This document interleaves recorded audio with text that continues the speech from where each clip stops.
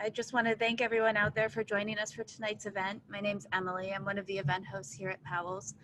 Before we begin, I want to encourage you to check out our lineup of upcoming virtual events. You can visit our website at powells.com.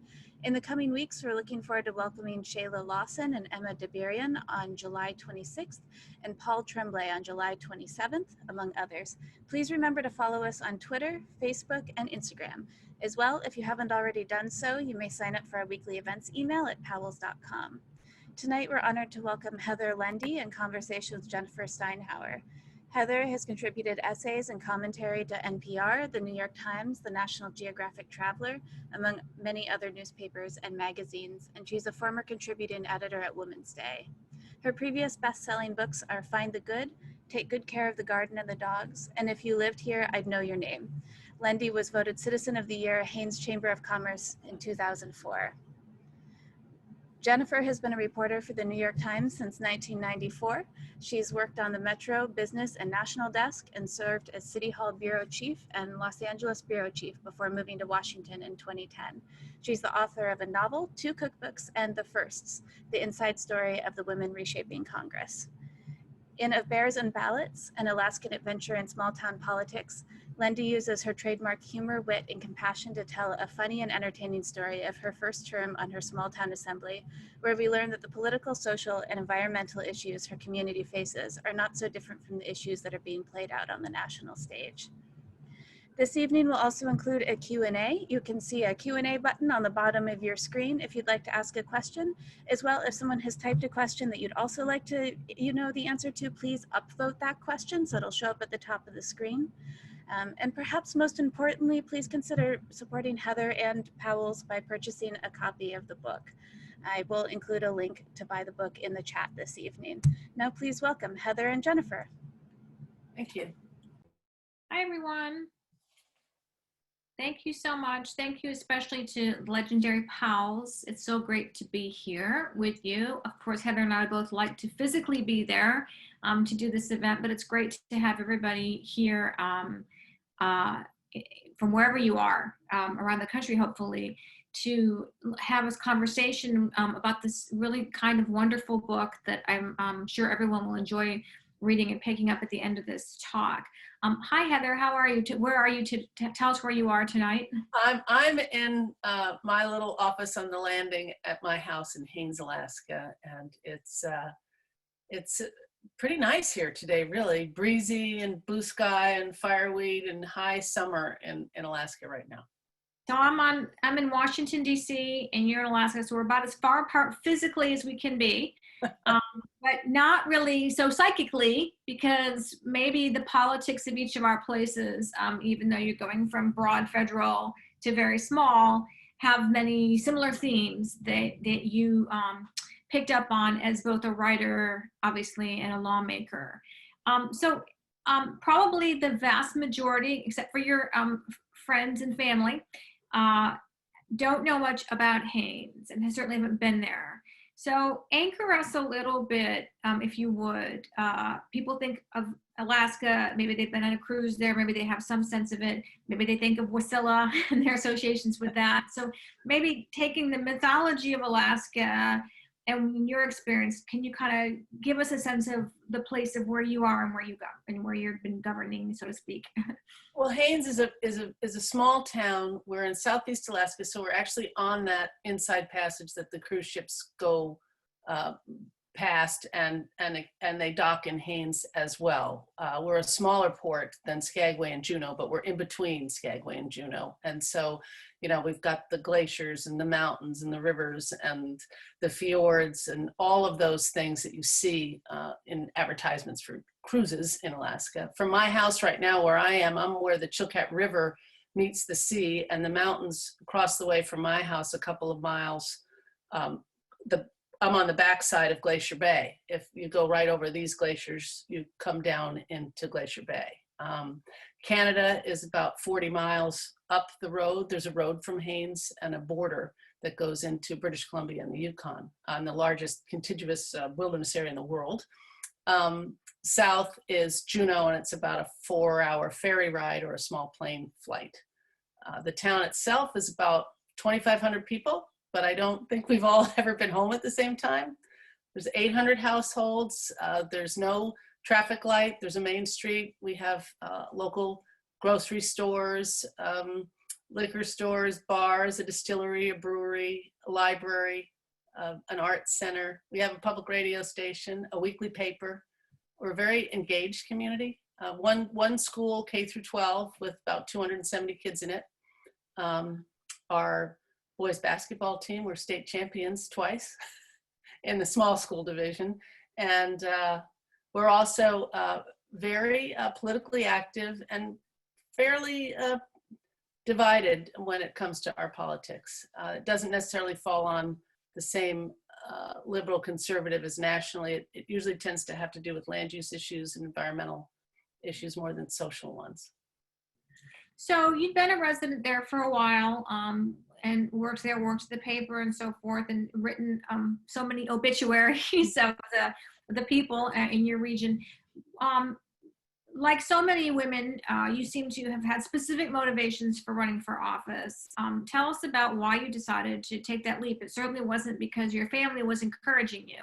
No, my family wasn't encouraging me. I just, I think I really was motivated in part by thinking that we were going to have our first woman president, and I was a grandmother, and I wanted to show my granddaughters, to sort of do something. I was late, I was almost 60, and I just kind of wanted to do more. And also I have been very involved in the community, things like the library board. I was on the planning commission, and I kept bumping up against decisions that were made at the assembly level that were counter to what those groups were doing. And I thought, well, I guess you have to go there if you're going to make change further down.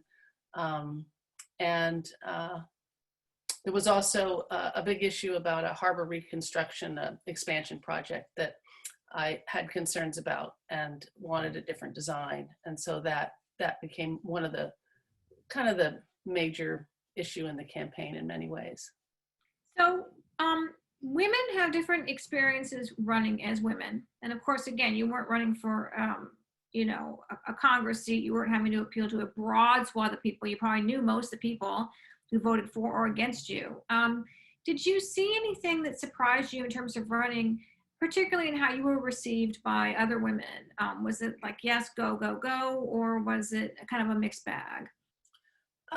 Well, women were pretty much yes, go, go, go, I think. And it's interesting. I've been thinking about this because I was reading your book, The First, about the women in Congress. And so I've been thinking about it a lot this week. And it's interesting. In Haines, our mayor is a woman. And the election for that election that elected her, also another woman was running. And she had been the mayor as well. And that wasn't even in the discussion that we have women mayors, and we've had them back as early as the 70s even. There's been women mayors in Haines and women on the assembly. So I didn't really recognize the gender factor so much, except what's interesting is that the women typically who end up staying in politics really are successful because they don't typically take on women's issues or issues that we think of. They kind of join the boys club, so that's interesting too. Even when I was on the assembly, there was a couple of the women were very conservative, and we didn't agree on pretty much anything. Mm-hmm, mm-hmm. And did you start to become aware of gender in the dynamics when you were serving, or not necessarily? It was more about the politics of issues. Yeah, politics of issues, and also just my own experience. I think I bring to it. I'm reluctant to sort of talk, a broad brush. I just know for myself, I was raised in a generation and by a family, where, and I have 5 children, that my job was to sort of be the hostess, make sure everybody's fed, everybody's comfortable, everybody's happy, and bringing that same sensibility to the assembly was probably a mistake at the beginning. I learned over the course of my time there that that's not conducive to good governing or to your sanity. You have to use a different brain, which one of the, actually a woman that we hired as a manager for our borough is what we call it in Alaska County, but we're also like a city, we're all one here. She told me to use my mother brain.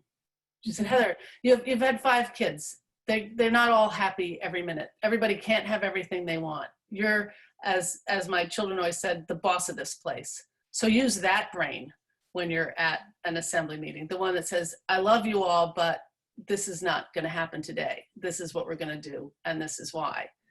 And that was a very different brain than the hostess, make everybody happy in your house and make sure all the drinks are full and the trays are passed and everybody got enough to eat.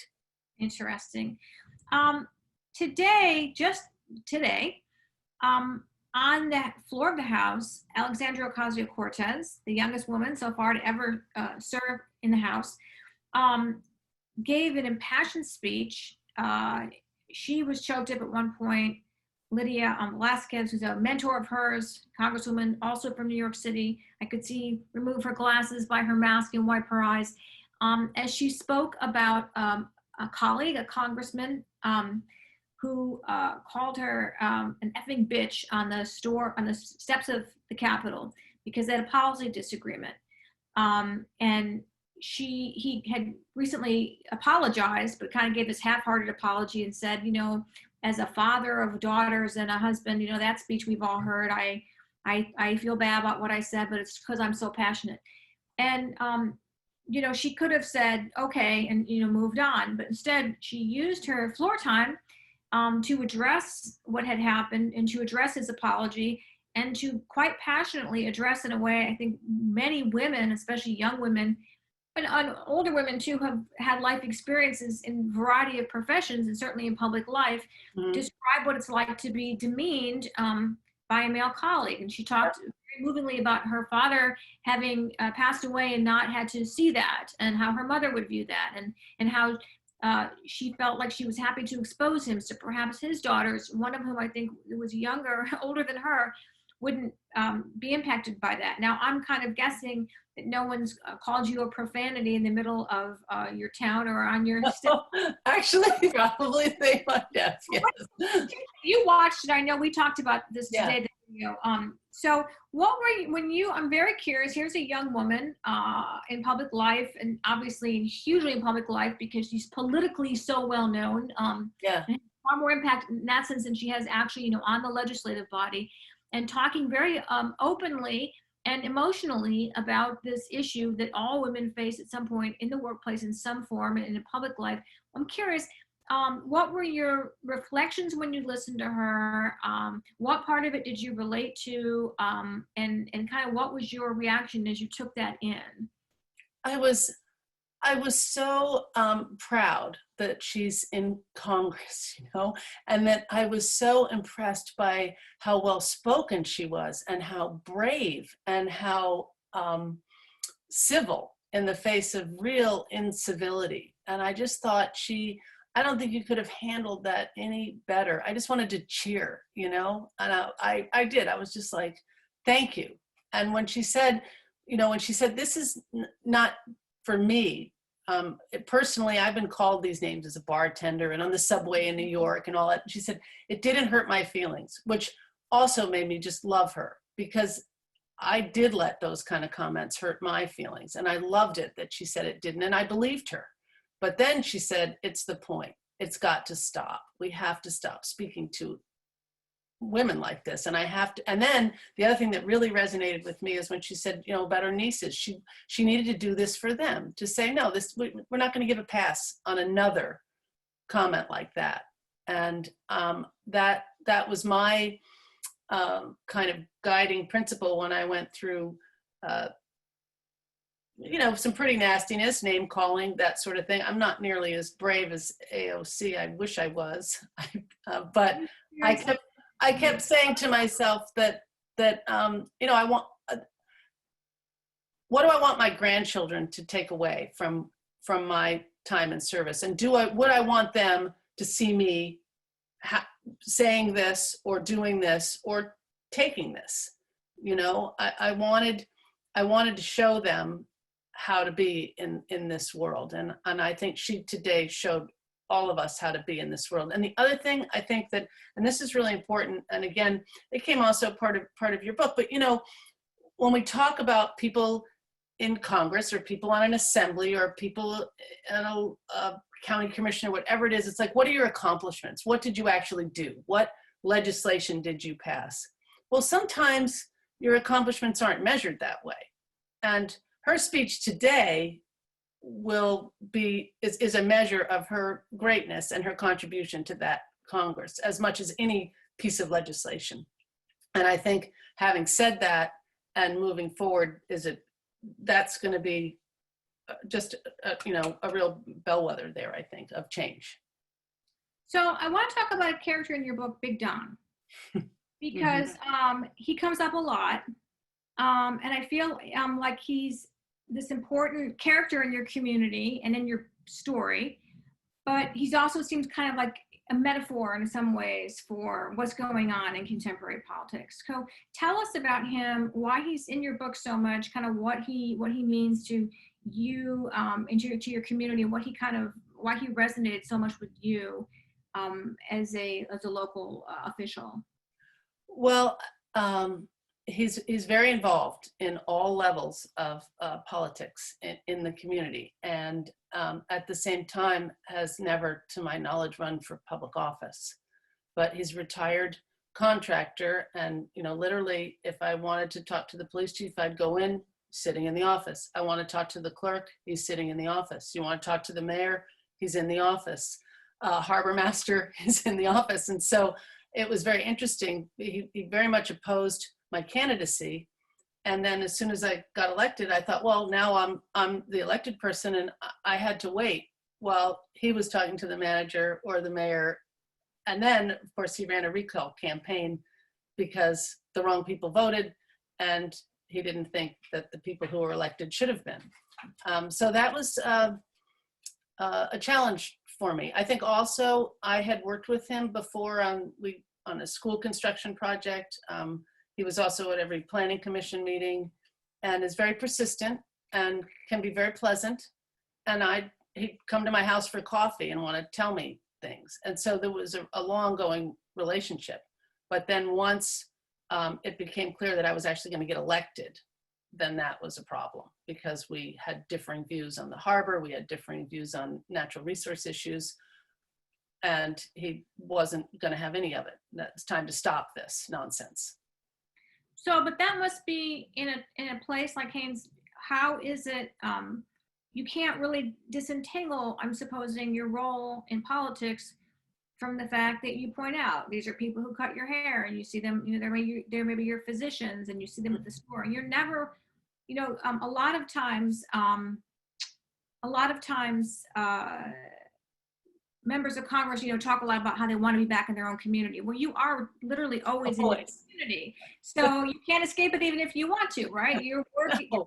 No, and that's like the humility in the whole thing. You just have to. Here, I'd be in the middle of this man passing around recall petitions, and now we have to go to a meeting about the planning for a freight dock, and he's on a committee, the harbor committee. So he's sitting there and I'm sitting there, and we all just have to, just compartmentalize here, just forget about that and just have a conversation with them. And I might even agree, but then go on. And that's, I think, to me, that's where my optimism, I guess, about the future comes from, because if the rest of us had to do that, if we're able to segregate ourselves so much politically or ideally or socially, whatever it is, that we never have to interact with someone that we have really deep disagreements with and who may have not even treated you very well, then we're just going to keep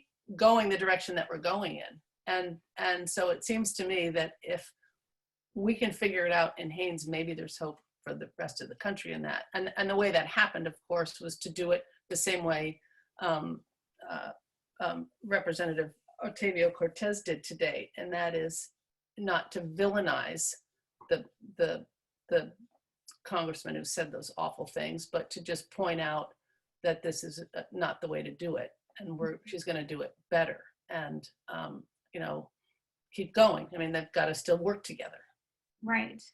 I was hoping you'd read a little bit, and I'm looking at page 113 in your book, where you talk about some legislation, and you're reflecting upon it. I like this section a lot. You pack a lot in here because you're talking about a specific piece of legislation, but you're contextualizing it in how you kind of view what a public servant should be doing. And then you have this other character who occurs sometimes throughout the book, who I think is both fascinating, recognizable, but also feels very specific to where you live.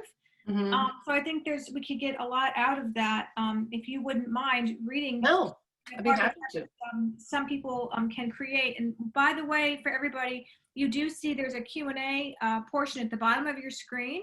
And in a little while, we will go ahead and move to audience questions. So if you'd like to start putting your questions there, we can definitely get to them and have some ready for Heather when we get done with the chat here. But if you wouldn't mind, Heather, starting there, and if you wanted to, if you want to set that up a little bit, if you need to, but I think it's pretty self-evident what's going on. Yeah, I think it is too. The only thing I'll say is that this is from a chapter called Be Kind, Be Brave, Be Thankful. And that was what I was originally going to call the book. And I think we saw a demonstration of that today in Congress, someone being, and even at the end, she talked about the gratitude for this moment to be able to say this. So anyway, some people can create a conflict out of anything.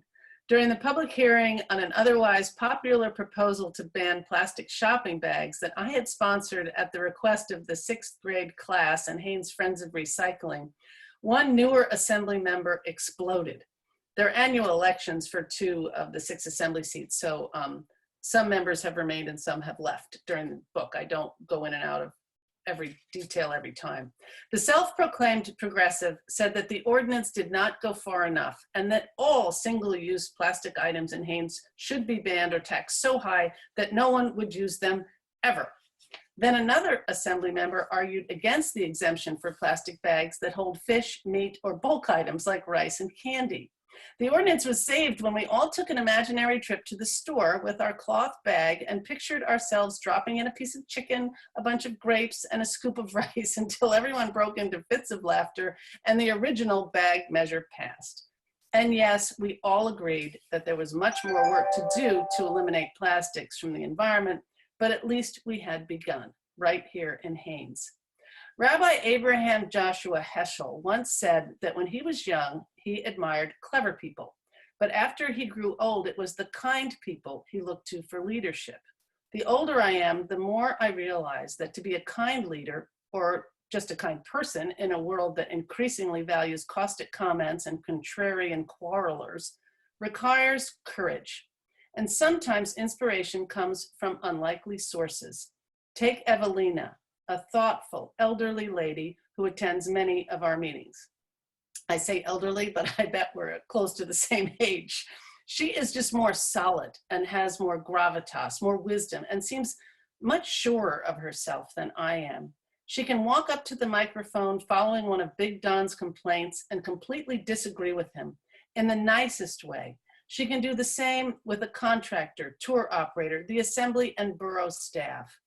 I don't know Evelina's story. She's a private person, but when I see her walking home with her dog and her wagon load of groceries and library books, the same wagon she uses to pick up trash on the side of the road, I know that she represents the best of us.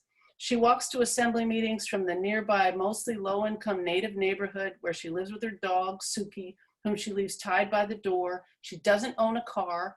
During the Haines Harbor hearings, Evelina asked why the project was being designed only for owners of boats and trucks when the waterfront belonged to everyone. She said she would like to see a balance between the areas designated for launching and parking and those where she and Suki can stroll and enjoy nature. That didn't go so well, but Evelina took it in stride. I don't even remember what the issue was the day Evelina reminded us that we are a community of caring people first, and that the role of politics in our lives is probably not even a close second. On that night, Evelina asked the mayor if she could trade her 3 minutes of public comment for 3 minutes of silence. with the hope that we may think better of one another and to remind ourselves why we love this place. Much to my astonishment, the mayor agreed. Desperate times call for desperate measures and all that. We sat in the unusual, almost comfortable quiet, bolstered by Evelina's sincerity as the clock on the wall ticked.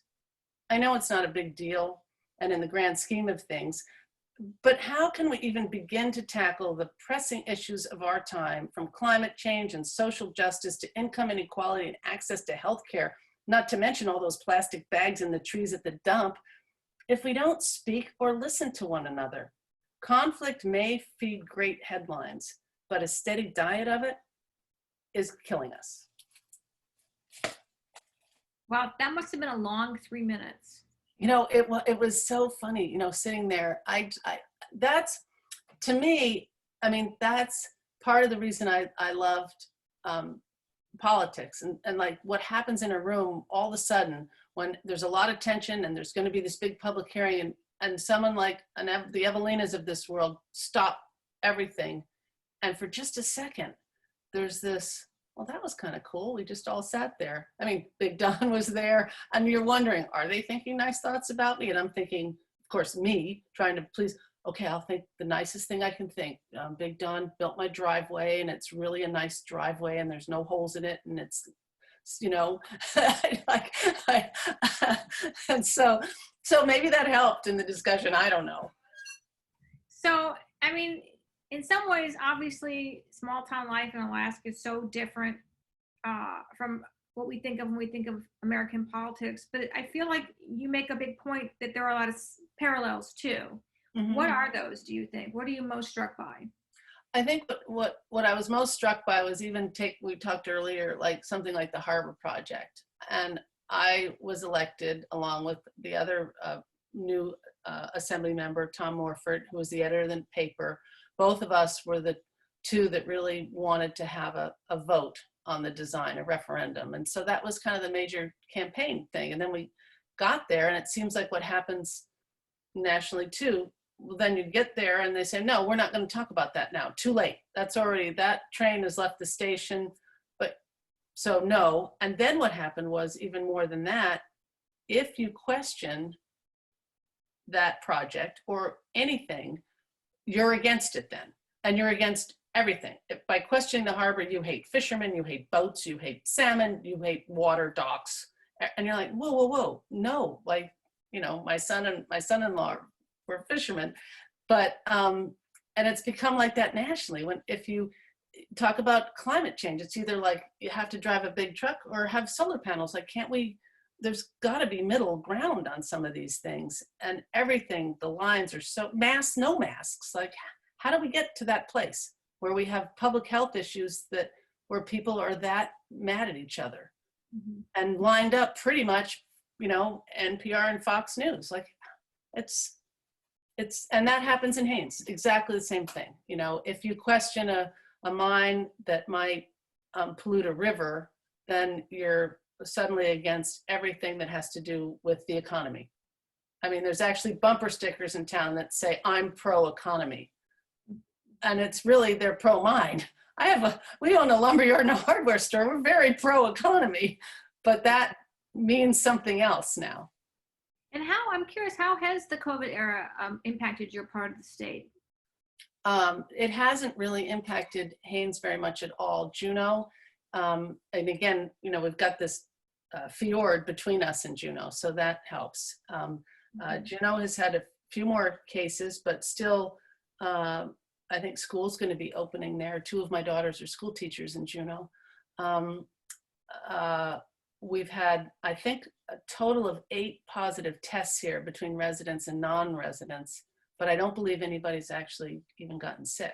They were, you know, required tests that people had to take. But it has created some division in the community. And it's also created a lot of, I think the stress is, in many ways, is economic, because we're a tourist town and people are just really concerned about what's going to happen.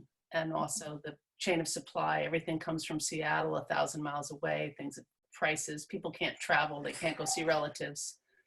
You know, they're feeling very isolated. and the pressure right now is economic. But so far we're doing okay with COVID, knock on wood. The state's kind of imploding up in Anchorage, but so far not here. And has it impacted these things you've talked about in terms of how neighbors treat each other? And is it quite community tight, or what? I mean, it's changed a lot of dynamics everywhere. So I'm curious. Yeah, I think it did. Initially, we did very well, but then what was interesting just governmentally is that the manager that the assembly that I was on had hired, because Haines has a manager form of government. So the assembly advises a manager who runs a day-to-day business of the town.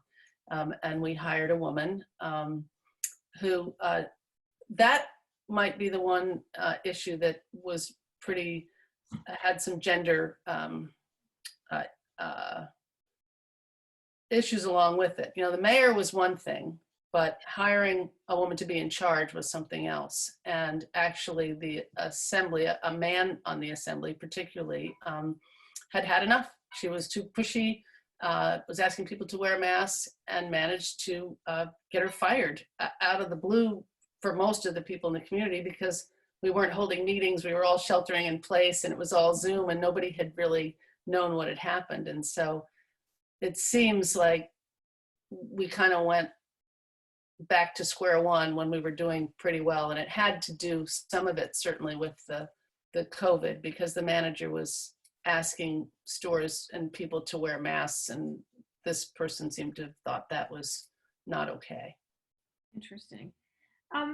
So your time in office, I think, is described by your daughter in the book as traumatic. That was the word she used. Do you feel that way? Do you regret running for office? How would you contextualize that? No, I mean, I guess it was, there were times it was very traumatic. Going through a recall, being in a town that is like family. At one point, you know, I felt like I'd been through a bad divorce, or I'd been cheated on, you know. There were parts of it that were really, really hard. And the name calling and the untruths, things that were being said about you by people that you cared about, you know, that was hard. I think in the end, though, once I survived the first 9 months and was able to continue for 2 years on the assembly, I'm kind of proud of my contributions. And I think I actually got pretty good at it. By the time I left, I was very comfortable, you know, chairing a hot committee meeting, or comfortable with code, comfortable with raising my hand and voting, or speaking in a room full of people that I knew disagreed with me. And I think I changed some of the culture at the assembly level in terms of insisting on civility at a level, and not shouting back at people.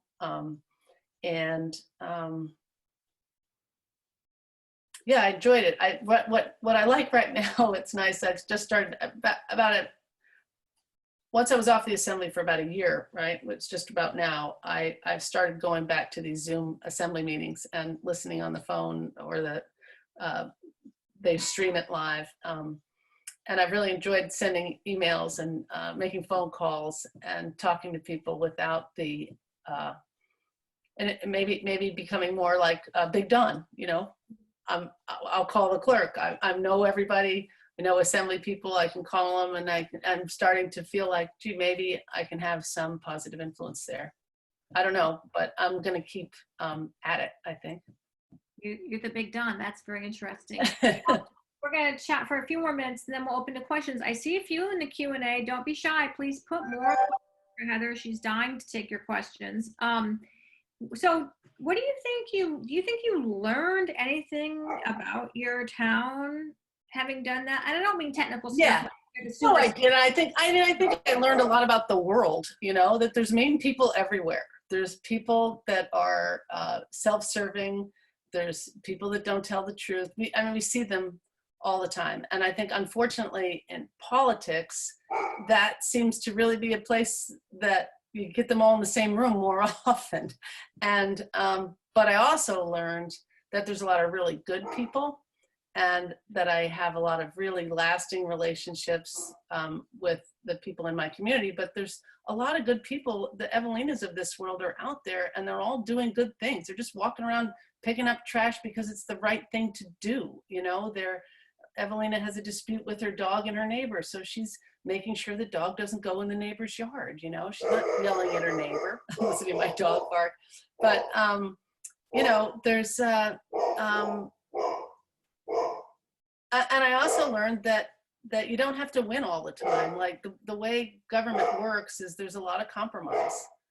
It doesn't mean obviously what's happening like in Portland and these social justice issues absolutely have to be fixed, but there's an awful lot of smaller stuff that you can agree on and try to make sure the water's running, or the streets are plowed, or the school buses are working, or the library's open, those kind of things. That is what government does. Before I do go to Q&A, I'm curious, since we are in Portland, Yeah. what are your observations about what's going on there in terms of, again, when you put on your legislator hat, if you will, do you see any parallels? Obviously there's not from where you are, but in any sense at all, do you see any part of it? I don't know. I mean, I'm not an expert on Portland, and I'm not really an expert on politics, but what it looks like to me is that what's happening is just wrong. I mean, bringing in federal troops to fight with people essentially, and if the mayor doesn't want it, and if the governor doesn't want it, it seems really kind of if that happened in Haines, people would be pretty upset that federal troops come in. I mean, in Alaska, federal and state is enough jurisdiction, but to actually send in law enforcement when you have your own law enforcement and when you have your own government, if you looked at it just completely dispassionately, like as a government issue, there's overreach way, you know, they don't have the jurisdiction. And I think that is something that I know they're working on in Portland, but it's kind of scary, and you don't want to, I mean, sending federal troops into a town that doesn't ask for them, it's just, you know, I think that the, what they're doing in Portland, objecting to Alaska. Oh. Okay, so I wanted to go to some questions, and I would also love to encourage people to post more questions. This is always like the greatest time, I think, for author talks, is to hear from people in your community, in the community that we're in. Anyone who's here around, don't be shy, bring them on. This is coming off a little bit of something you said. Someone asks, how has the shutdown of the cruise industry impacted your town's economy? You sort of alluded to that earlier. Do residents think the cruise industry has negatively impacted the environment? Well, two questions, I guess. The shutdown has really impacted our community.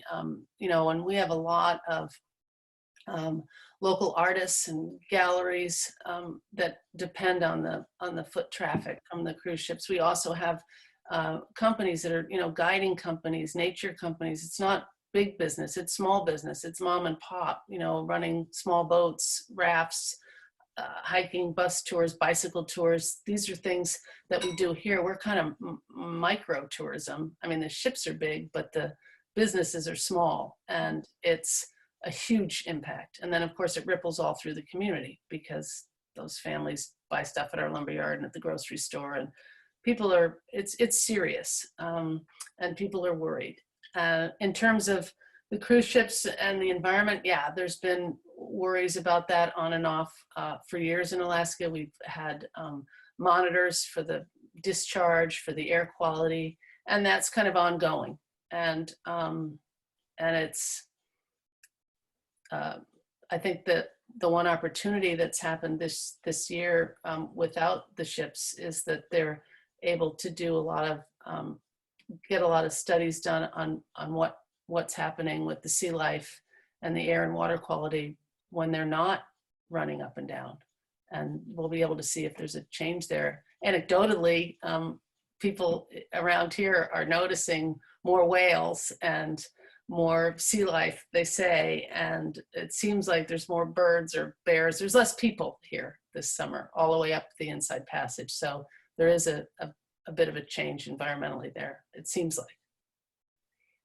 Someone would love to know if you have any advice for women. Nancy wants to know if you have any advice for women, especially women over 50 who are thinking about becoming involved in local politics. Well, I say do it, but go into it like with your eyes wide open. I think that was my mistake. You know, go to some meetings first and see what happens, and take a good look at the people who are there, and see if you'd like to spend time with them or not, because you're going to spend a lot of time working with these people. Or if you're going to go into local office, maybe try to run on a slate where you bring at least a friend with you. Someone says, this is always a good one. I see that you are surrounded by books. What do you enjoy reading, and do you have favorite authors? I enjoy reading fiction a lot. I mean, but I read nonfiction as well. I kind of read everything I can get my hands on. I'm thinking here, like right now, I've got, what am I reading? Well, everybody likes Brian Doyle, right, in Portland, and he's just one of my heroes, and that's a collection of his pieces. I've got your book first, and then I've just been reading this memoir that I picked up at our local bookstore. It's just River House by a woman named Sarah Lawrence. I just finished Anne Tyler's The Redhead on the Corner. I like that book. And if I look at like comfort reading, I read a lot of poetry to kind of get my day started. And of course, you know, I like Mary Oliver, and I like Jane Kenyon, and I also like to read the letters of E.B. White and his essays if I'm feeling sort of stuck. I've always liked Wallace Stegner, contemporary authors. What was the one I just finished? The one about We're All Adults Here. I forget. Emma Straub. That was just a fun one to read. Lately,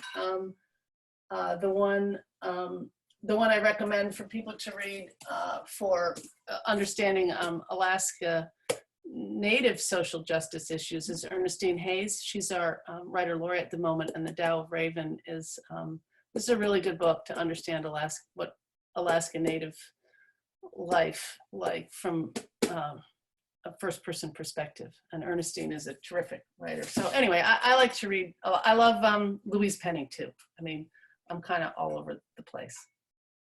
I guess an adjacent question to that from Joanne is, when do you find the time to write with 5 children, grandchildren nearby, your activities with local causes, your training for marathons, biking, and your time in elected politics? I just do it. You know, I wrote columns for years, and I just got in the habit. You know, I'm very deadline driven. I write when I do. I mean, I write obituary when somebody dies. You just have to do it. I wrote one this week, and it has to be done on the deadline of the paper. I try to be at my desk every day, 10 to 2, and but of course, it's all out the window when I'm actually working on something. It could be midnight or 5 in the morning, and it's just the way I've operated. My kids are grown up now. I don't have to take care of them. They take care of themselves. My grandchildren come in and out. I'm not raising them. And not dogs and chickens. I mean, life is pretty good. It's not hard for me to find time to write. I think it's like a habit. And maybe because I ran marathons or I exercise every day, it's just something that's just part of my day. It's like brushing my teeth. And kind of related specifically to this book, Karen wants to know what was the fallout from what you said about the people in the book? Did you have to calculate that risk as you were writing? What did people say in response? You know, I wouldn't, when I was writing the book, I kept thinking of something that Anne Lamott had said, you know, about this. And I read her a comment when someone asked her about that. And she said, you know, your stories, as long as they're your perspective and they're from you, and of course you don't, and in this case, all the political stuff was all on the record, but the personal part and how I felt about it, I can own that. And if people wanted me to think better of them, they should have treated me better, you know? And I think that's something that I thought about. I also, I felt like that I certainly could say what I would like to say when everybody had been so vocal about what they had said publicly as well. So in terms of fallout, it's been very interesting in Haines. The book's been very popular here. Our local bookstore has sold like 300 copies. And that's interesting. and then I haven't really heard from people who might be angry about it. I don't know. And I also think I didn't, it wasn't like a tit for tat. I don't think I said anything that anybody who was in it wouldn't acknowledge that that was their perspective and their viewpoint. And that's the same way, like when I write an obituary, you know, you write about the way it is so that people recognize themselves in it. And I would have, if I had portrayed any of those people that maybe a reader who might think that's an unsympathetic portrayal, the person involved might be very happy with that. Yeah, that's exactly what I thought, and that's why I did that. So. This question might be a little setup from you, but it is, was the swimming bear in the night a brown bear? Oh, this is from I blogged about this the other day. Yeah.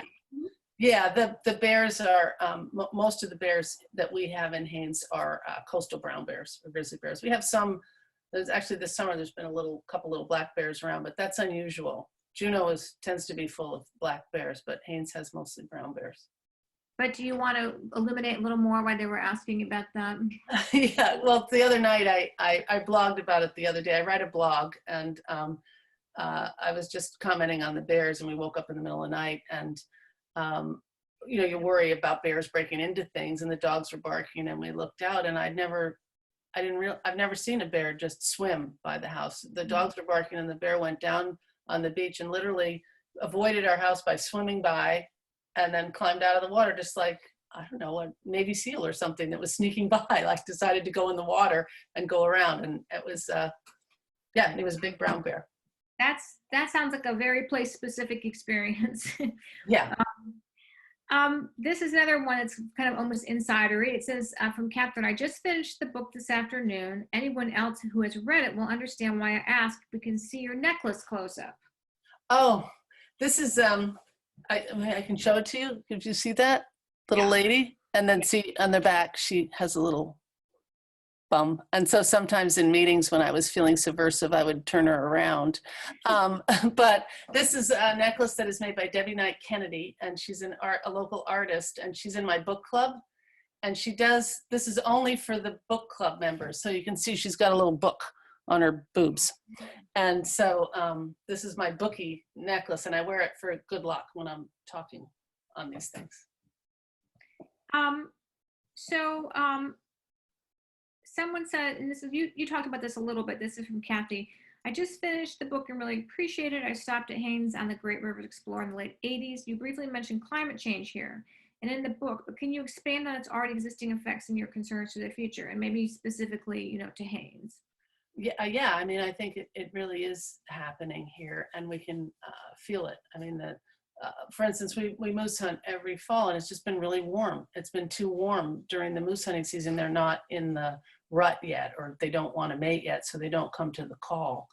And also, if you get a moose in September and it's warm, the meat can spoil quicker. You can't hang it in the garage. You have to cool it. That's all different than it used to be. Again, it's anecdotal, I can't say, but the gardens, things are growing differently, bigger, lusher. The winters have been wetter. The storms are stronger.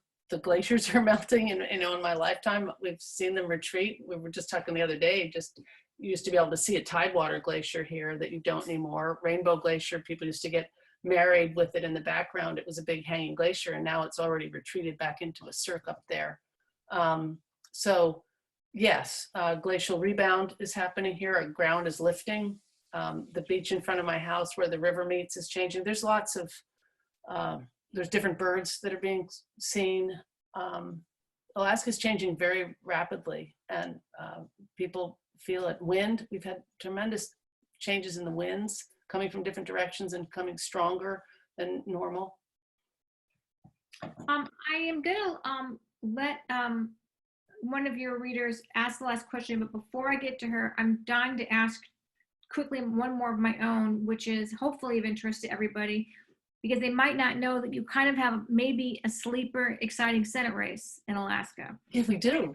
If you're paying attention, maybe you could just give us a quick 1-2 on that. I am paying attention to that. And I'm a big supporter of Dr. Al Gross because he's operated on members of my family. He's an orthopedic surgeon, and he's really good. He's a fisherman from Southeast Alaska, and he's been running a very close race against Dan Sullivan, who's the Republican senator now. But Dan, some Alaskans refer to him as Ohio Dan. He wasn't really from here the way Dr. Gross is, and he's also very much a fan of Donald Trump, and Dr. Gross isn't, and it's close. We also have a really close race with Elise Galvin and Don Young, and she ran against him in the last election and almost beat him, and right now I think she's 2 points ahead.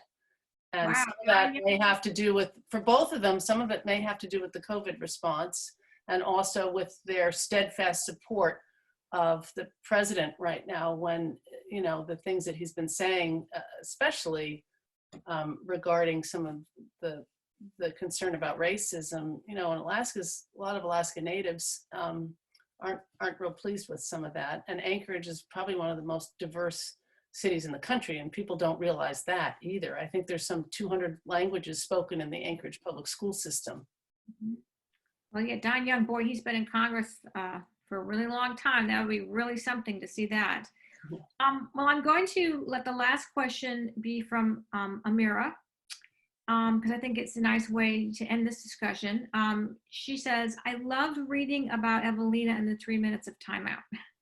It seems like our nation needs a lot more Evelinas. Do you think we can improve the national discourse through improved education of civics, or do you have other ideas on creating more Evelinas? You know, I think that the young women in Congress, when I watched what happened today, are starting to do that. And I think maybe it's not so much, it's up to each of us as individuals to start calling these things out. And especially at the very top right now, we've just seen it over and over again. And just that language and the way, even when I watch just the way the president's talking to the press corps, it's just, you wouldn't let an 8th grader do that. You'd send them home. And we seem to just be giving people a pass who are not being polite even, and I think if anything, you can't legislate decency.